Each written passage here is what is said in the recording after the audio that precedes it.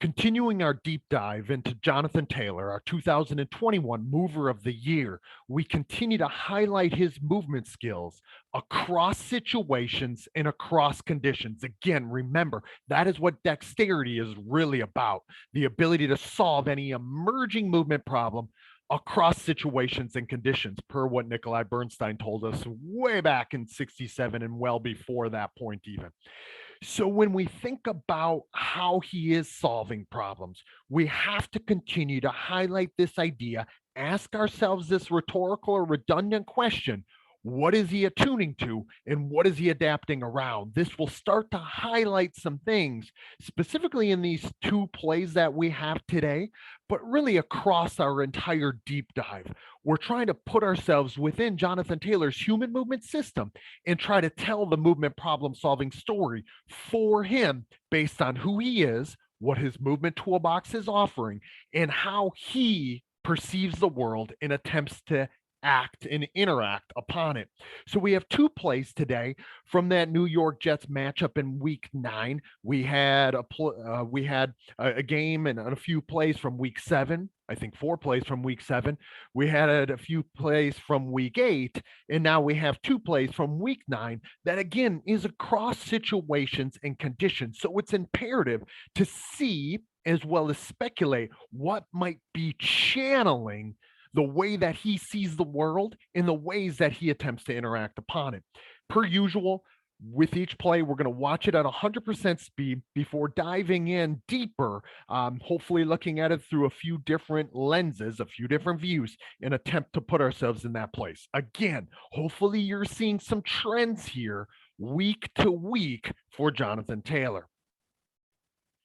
So we see it at 100% speed, even though this is going to look like a routine 15-ish yard run, right? There's going to be a lot of nuances here that really we can highlight to look into who he is and what makes him special. We can see some of the shared affordances right now and how he perceives and acts upon the world differently than other running backs. We see some skilled intentionality that is going to be featured. And we're also going to see some abundance, some diversity of movement strategies, as well as overall integrated movement solutions for Jonathan Taylor compared to that which what we've seen at previous times. So some things that are similar, but also some things that are dissimilar. Remember, no two problems are ever the same, so neither are any two solutions. So after seeing it through at 100% speed, let's go ahead and get to our 50% speed. Remember, we always want to look at if we're going to really compile a skilled movement analysis. The more views we have, the better off we're going to be. The more speeds we can watch it at, the better off we're going to be as well. It's going to help us paint that picture and tell that story a little bit more clearly. So on this first play, for me, there's going to be a number of local movement problems that are going to present a different or differing dynamic landscape of affordances. If you don't know what affordances are, just think of them as opportunities to act. And remember, affordances are individual and frame dependent. I want to continue to highlight that for you because we're going to see that on both of these respective plays, just as we've had in previous weeks. They're individual and frame dependent. So it depends on the person doing the perceiving and the acting. So when we look at this play, let's kind of get us to, again, shotgun right. He is obviously very adept, very capable, very dexterous running between the tackles in traffic. Now, his offensive linemen and the shared affordances that are presented from them certainly give him that comfort, or they channel that comfort to a certain degree. He doesn't have a slouch of 5 guys in front of him, or slouches for 5 guys in front of them. He has very capable intertwined unit that works together in synergistic ways. Right here, as he passes the line of scrimmage, again, it's 2nd and 7. So remember, we have to think about local to global. And with that, and when I think about local to global, the first thing that we have to highlight is intentions. get the first down, get out of harm's way, pick up as much as you can, attempt to score, so on and so forth. Those intentions are constantly changing. And part of skilled intentionality is allowing those intentions to change what you are open and responsive to, or how you may aim to interact with the world. A few things I want to show you as we look at this landscape of opportunities, the landscape of affordances. What could Jonathan Taylor be attuning to, and what is he adapting around? Now, remember, when I point the arrow, it doesn't mean he is necessarily has his gaze anchored or fixated there for long periods of time in, say, a quiet eye type of fashion, especially with how dynamically this landscape of opportunities will change. It just means, for me, at least when I give you this analysis, okay, as to what he is attuning to, what information is out there in the world that specifies his opportunities to act, that he can utilize, that he can detect and pick up, that will channel and guide how he will subsequently act. Okay. So it doesn't mean that he's anchored here and only looking here. But what it does mean is he has to connect to that perceptually in order to ultimately couple his movement actions in relation to it. Let me show you a few affordances here that are obviously, again, opportunities that are obviously going to be beckoning him at various levels, right?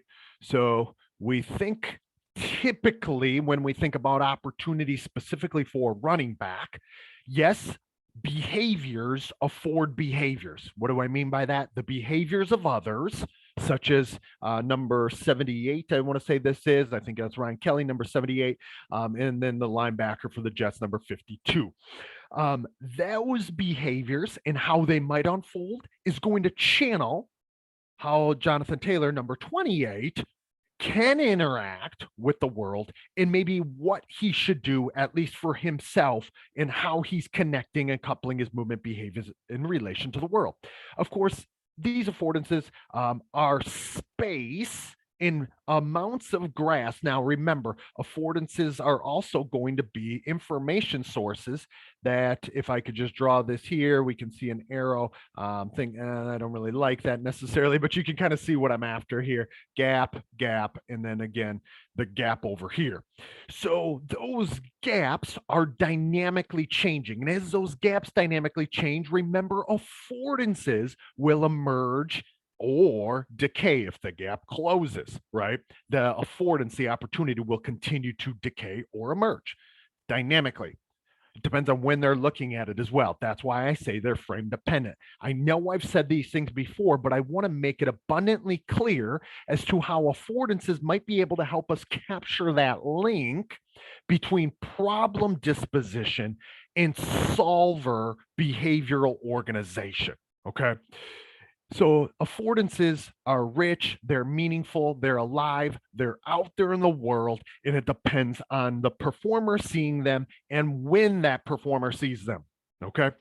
So we see those affordances to act. They are all going to be calling for him, attracting him at varying intensity levels. And again, everyone will interact in different ways. Jonathan Taylor just so happens to be very, very attuned to key specifying information sources. I put 3 stars here on his offensive lineman because we typically see him connect to the movement behaviors of his teammates and anchor his gaze there more for a little longer period of time. He's not, again, only looking there. He is likely looking to his right and to his left, and potentially looking deeper within the problem as well. This is all specifying information that is going to afford certain things from him, right? But we see him really connect to the shared affordances of teammates. And theoretically, I'm guessing he's also, if I'm going to star number 52 here, he's also reading leverage. He's picking up information about where and how 78 is interacting with 52, where he might be taking him, while combining that information with affordances or information for affordances about all of this space back here. Notice there isn't another jet for a while after each one of these dyadic relationships that are unfolding here. Okay. So hopefully I painted that picture to be able to help you tell that story a little bit more for yourself. We're going to be able to see some things on the other views as well that makes this really, really clear. But as this plays out, look at how his movement behaviors change in relation and his coordinated and controlled in relation to 78 and how 78 is behaving. Again, just like in week 8 against the Tennessee Titans, we see him put that haptic feeler out. He's always feeling, always touching to be able to see where is his guy going. That is information detection that will speak as loudly as visual perceptual information in many cases. We see it from Jonathan Taylor. He is highly skillful and attuned with it. And he uses that to channel his movement behaviors. Okay. I don't want you guys to miss this. Again, we're always combining information sources. It isn't one specifying information sources. It's not if of this, then that. Okay. It isn't we just couple our movement actions to one information source. We're trying, the more skillful mover at least, is trying to perceptually connect to multiple information sources to get the most accurate information detection for themselves. Okay. But we see him change his movement behaviors all in relation to 78. And then when he must make that decision, or when that decision emerges, just like perceptions and actions are emergent, so are decisions and decision making, all dependent on the context of the problem. And look at that. We see that brinkmanship yet again that we saw in week 7 against the 49ers, in week 8 against the Titans. That brinkmanship being about that interpersonal distance, so sensitive, so connected to it, especially when it's right in front of him. Guys and gals, this is playing chess, not checkers here for Jonathan Taylor. And he is obviously in the zone here throughout the majority of the middle part of the season. And then even towards the end of it, we're going to see that as well. Okay. So hopefully some of those things are speaking to you. Now it's going to give us another view. We're going to see some of those things hopefully emerge. Right here, as he nears the line of scrimmage, you can see again, we're only speculating, but we must speculate. Okay. Let's follow his eye gaze. We can't really see what's out there, but I want to point attention to it, okay, as to why movement problems in training must need to be alive. We can't leave perceptions, intentions, and decisions or actions to chance. It isn't something he is storing within the brain. He is connecting to this alive information at all times. And Jonathan Taylor shows us that as well as any example in the NFL today. So watch this play out. We won't be able to see all of that, what is happening in front of him, which is unfortunate. I wish we could. Remember, we can only judge so much about a movement or a mover's movement actions if it's independent from the problem that the movement actions organized or emerged in order to solve, right? Remember, as dexterity, according to Bernstein, was about not the movements themselves, even though we sometimes draw our attention to them, specifically positions or patterns and combinations of movement strategies, but it's about how those movements interact with that alive movement problem. But I wish we could see a little bit more here as he goes throughout. We're going to be able to see it on the next view. Oftentimes, if we're going to look at the landscape of affordances or opportunities, the easiest view for us to do that is through the end zone view if we have it available to us. Now, this isn't the end zone view. This is zoomed in considerably with sort of the cam right behind the quarterback, right? But again, think about that landscape of opportunities or affordances that I drew for you before, okay? Now we can start to get a clear understanding. That's not the arrow I wanted. Let me get my double arrow here so I can show you what these gaps obviously are going to potentially mean for Jonathan Taylor, right? Gaps in space, it may seem intuitively obvious, but again, remember, gaps in American football change dynamically. So that means the problems and the information that we utilize to connect our information to shouldn't be on trash cans or cones or random places on the field. The space is deep, rich, and meaningful because it's constantly changing and it's asking different things of performers at different times. Okay. So they're specifying information sources. And again, based on just look at his helmet and the air or the stripe on the helmet, oftentimes that can inform our skilled movement analysis. And look at where he's looking right here. Okay. So he's probably, at least to my best estimation, now, whether it's conscious or more likely it's more unconscious or at his subconscious level, he and his intentions are being guided by the information pickup unconsciously, most likely something that isn't taking, like, he's not actively out there thinking I need to look at 78's movement behaviors necessarily. There might be times that he is, okay, with specific play calls and maybe cues. Again, I use that really loosely there, that would tell him, read this. And then, based on the tactical strategy employed by the coaches, you should act in this way. But in chaos, ladies and gentlemen, in the National Football League, the world changes quickly. That's why I always say that the world is its best model.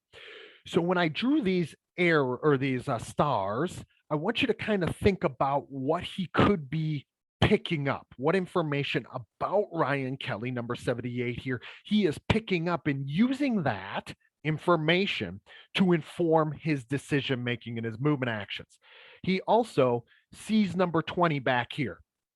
Okay, so the more skilled movers are more skilled perceivers most often, and what they are becoming attuned or perceiving to, sensitive to, is information that needs to be more resolute, okay, likely right here, and then information deeper or potentially wider.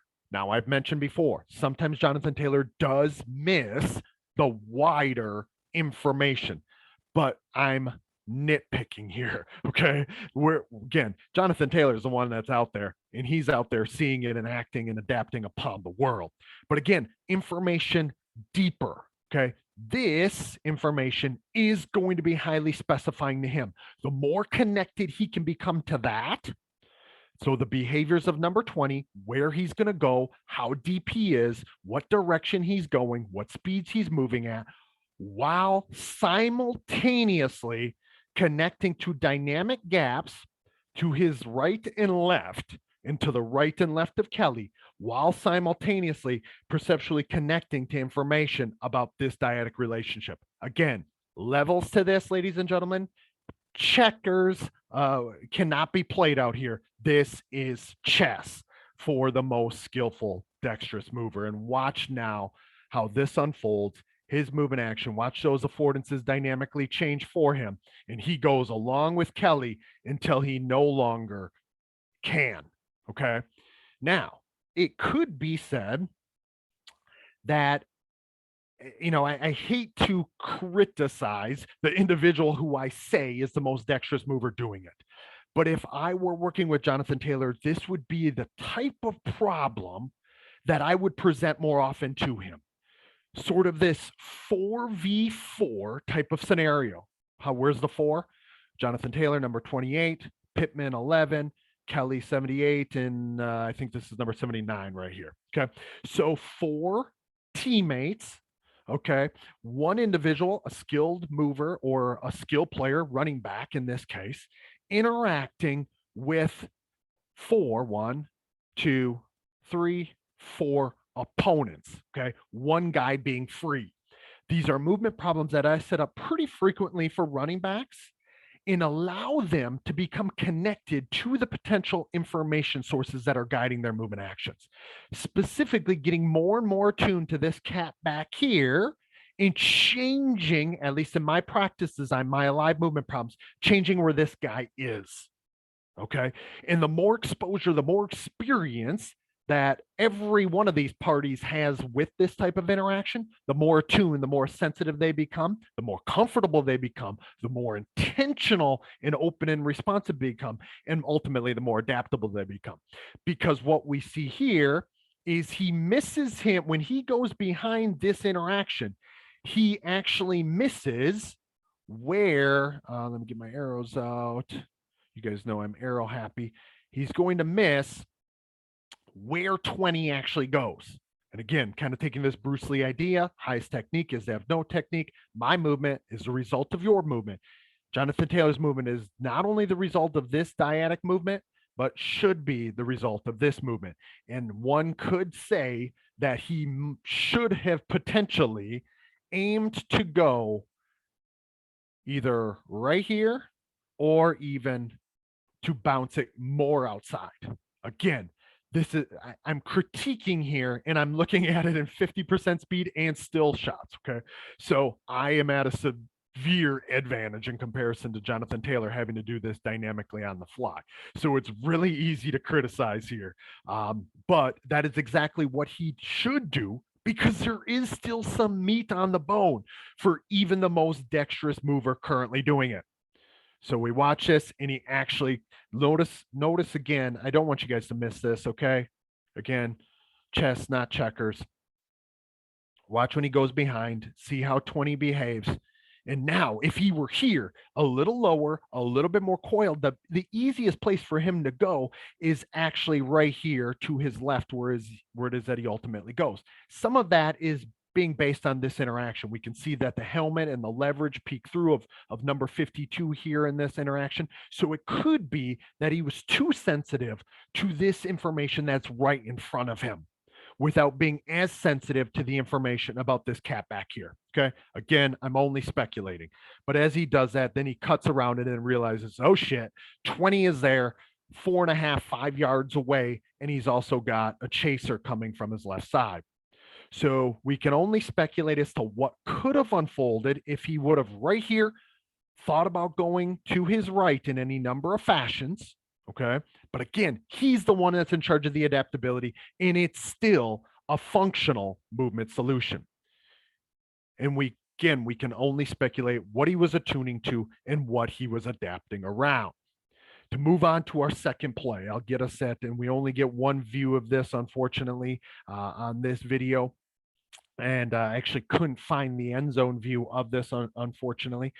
But what we see here is again that skilled intentionality. We also see the line of scrimmage landscape of affordances or opportunities that are going to exist. This again is at 100%. So let's watch it a couple times through. And we see him house this. So I can't believe that the Colts couldn't give me a highlight here. A second highlight. There's our other play. Watch it again. And of course, then we're going to see that 50%. And when Jonathan Taylor gets in the open field, there's few better doing it with his breakaway speed and his understanding of angles. And when I say understanding, I mean a knowledge of those angles, not necessarily a knowledge about them. He's not doing math calculations in his head. Okay. So when I talk about things being problem solving or one having a knowledge of something, they're not like calculating. It's not like beautiful mind up at the chalkboard, right? Or a mathematician doing a bunch of mathematical formula calculations or equations or something. It's emergent problem solving.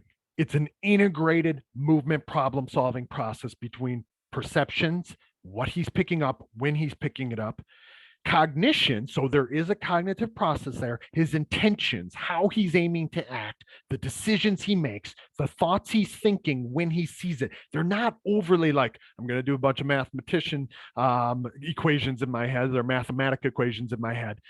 It's about how can I act right now based on the world as its own best model and what the world is giving me. Okay, let's get at 50% speed here at this play. Again, we see him now. He is no longer in the shotgun as we've seen him so many times before. Now he is obviously lined up single back behind Carson Wentz. And I told you before, he can do it across situations, whether he's shotgun or it really doesn't matter. Whatever you ask him to do tactically, he is equally adept at doing it. I paused it here for a couple of reasons. Okay. Think about the landscape of affordances or opportunities depending on when he connects to it, what frame he connects to it at, in the possible directions that he may aim to go. I'm going to draw this one first and foremost to show you where his perceptual gaze, at least we can speculate, is likely at. But now we can see again potential opportunities to act. Okay, look at this gap over here. That's obviously a pretty large one. He ends up going between this smaller gap where his perception is currently anchored or oriented.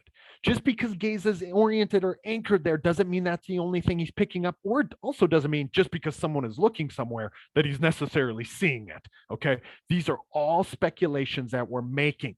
And but there are speculations we must make. It's not like we have eye tracking glasses on him. It's not like we're having him do some sort of think aloud type of process, whereas he's working through this movement problem solving, he's able to articulate as to what's happening. We must speculate when we see the behavior emerges as to what potentially could emerge. And ultimately, based on the position he's in with this right-footed kind of bilateral position, if he were to be again lower and more coiled, to be able to sway and slide left to right out of that, if he were to come here, wide base of support, anchored, low coil, to sway and slice out of that while the information is unfolding in front of him, could be highly dangerous. And when I say dangerous, I mean dangerous in a good way for Jonathan Taylor to be able to move left or right here in this situation. So if I were working with him, I would be trying to set up opportunities for him to be able to bounce more often. Not only the movement capabilities, the action capabilities to do it, but the ability to educate his attention, to educate his perception to picking up the information about it, because we do sometimes see him accept affordances about running through traffic. He's so adept at it. He's so comfortable with it that he wants to go through it. And he's okay with it because he's got some cats in front of him that obviously allow him to do exactly that. But I don't want you guys to miss this, because we always have to think about what affordances are being rejected. There's an affordance here that is being rejected, okay? A big one that could be calling for him. There's also an affordance now. I mean, obviously, he made the right decision, and I use right really loosely with those air quotes, okay? It isn't about right or wrong decision making. It's about emergent decision making that can be functional, that serves to set a functional movement solution. It's functional, ladies and gentlemen. He doesn't get injured, number one. And it's practical, useful, and relevant in the fact that it fits the problem. He freaking scores. Okay. So don't let my criticism or my potential desire for an abundance of opportunities be that what brings down Jonathan Taylor at all. And I don't think he's going to be sweating that whatsoever. I'm just saying there are some opportunities, some other opportunities there. But again, he loves gaps, and when he sees them, he doesn't hesitate to hit the gas pedal. In 3 steps, those 3 to 5 steps quickly turn into a whole heck of a lot of speed in a short space. And it again, that gas pedal and the acceleration capabilities are special. It just makes me wonder as to what he was seeing when he was seeing it when he got into this movement problem, because there are some gaps of green space, particularly to his right, as well as right down the center of the field. Okay. Now, one could say if he were to continue, now I'm not showing his eye gaze, even though that's probably actually where his eyes are. Who knows how this guy and this guy would have interacted in order to, get in his running lane here if he were to accept this. And of course, if he were to go down this one, we don't know what would have unfolded either. So I'm only speculating, but I am just curious about it as to what might be channeling this movement behavior in this case. Okay, but again, it's a functional movement solution. It's practical. It's useful. It's relevant. It solves the problem. He ends up in the end zone. and I don't. So, um, that being said, hopefully some of these things and some of these trends are starting to make sense to you. Hopefully they're starting to pop off the screen to you, and hopefully you're able to see why Jonathan Taylor truly is the most dexterous mover currently doing it in the NFL today.